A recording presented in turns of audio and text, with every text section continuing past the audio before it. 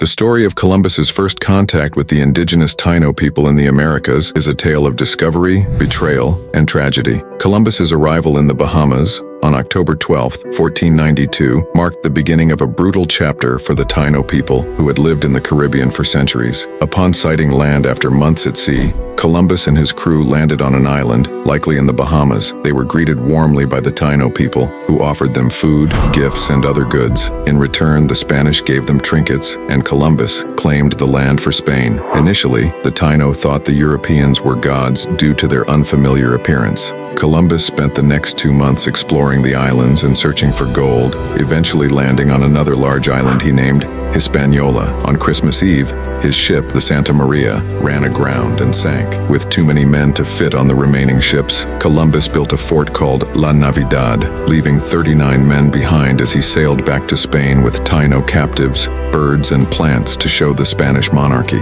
When Columbus returned to Hispaniola on his second voyage in 1493, he was shocked to find La Navidad destroyed and his men killed. The reason soon became clear. The Spanish left behind had mistreated the Taino, committing acts of theft, rape, and violence. Infuriated, a Taino chief named Caonabo had organized a resistance that culminated in the massacre of the Spanish settlers. The Taino realized that the Spaniards were not gods, as their violent behavior contradicted any divine nature. Columbus vowed revenge and quickly established more fortified settlements, including a new city named La Isabela. This marked the beginning of the end for the Taino way of life. The Spanish, in their quest for gold, imposed harsh labor demands on the Taino. They forced them to mine gold, with brutal punishments for those who failed to meet the quotas. If a Taino adult failed to deliver a specified amount of gold, their hands were cut off, leading to their eventual death. Taino women were often given to Spanish men as slaves. The demands on Taino labor left the fields unplanted, leading to widespread famine.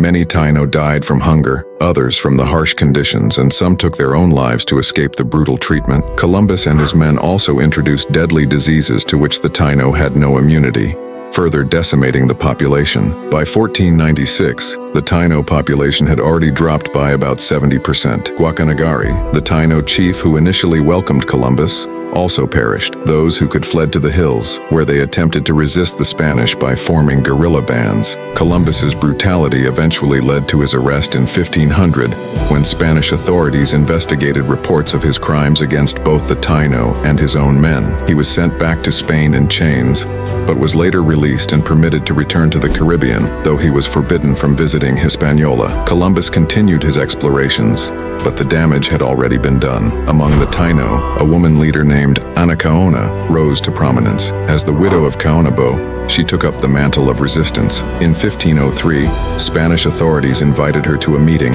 where they burned alive 80 Taino leaders, including Anacaona. She was offered clemency if she agreed to become the concubine of a Spaniard, but she chose death over submission and was hanged at the age of 29. Her defiance made her a symbol of Taino resistance. Another resilient Taino leader, Enriquillo, managed to escape Spanish capture and led a prolonged rebellion from the mountains in 1519. He gathered a large group of followers and organized them into a formidable resistance force. Using guerrilla tactics, Enriquillo and his men were able to fend off Spanish attacks for over a decade. Even when the Spanish governor Vallejo was captured, Enriquillo spared his life, showing a level of mercy that contrasted sharply with Spanish brutality. The Spanish finally conceded defeat in 1533, when the Spanish King Charles I signed a treaty granting the Taino their freedom and possession of land. Though this treaty marked a significant victory for Enriquillo and his followers, the Taino culture was rapidly disappearing. European diseases combined with the harsh conditions imposed by the Spanish